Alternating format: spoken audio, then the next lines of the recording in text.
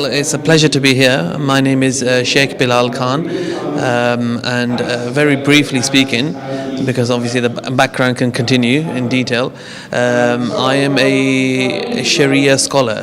That is, in other words, an Islamic lawyer, somebody who will look at a structure of a transaction or a law or new law, parliament law, or any fund, bank, anything in Islamic finance or Islamic insurance or Islamic banking or any area of Islamic, and say this is in line, it's compliant with Islamic law, Sharia law, and approve it.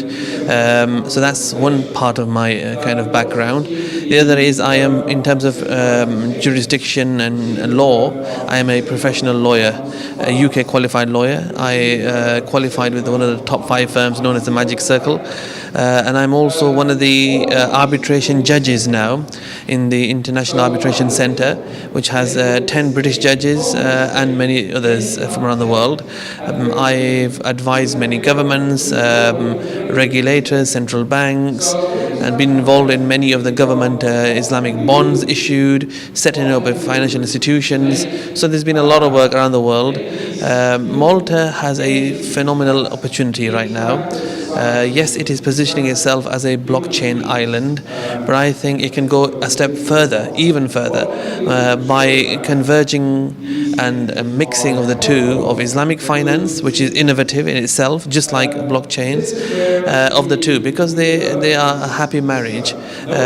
Islamic finance is something which brings certainty of contract, the opportunity not to manipulate something.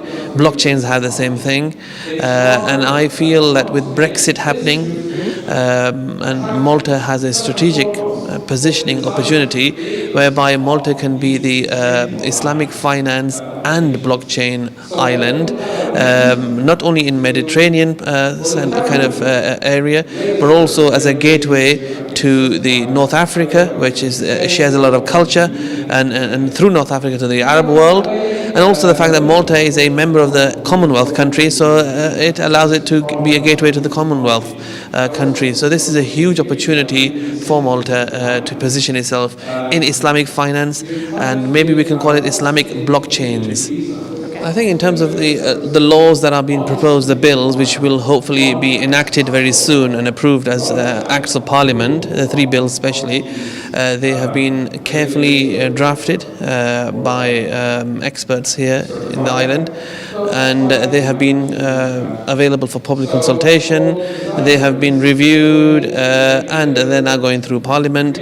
So I think they have gone through a very thorough process, and they're very forward looking, which is important. If you don't have a legal framework, a enabling environment, then you cannot operate. So I think Malta has taken the right step. You cannot try to become an island for blockchains or do cryptocurrency work without having the goalposts or the rules of the engagement. So for that, I think it's fine.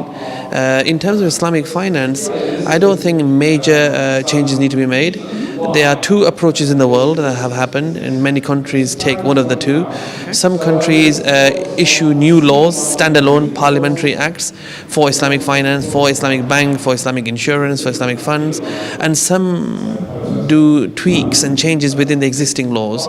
Those who do standalone issuance of laws and regulations tend to be Muslim countries.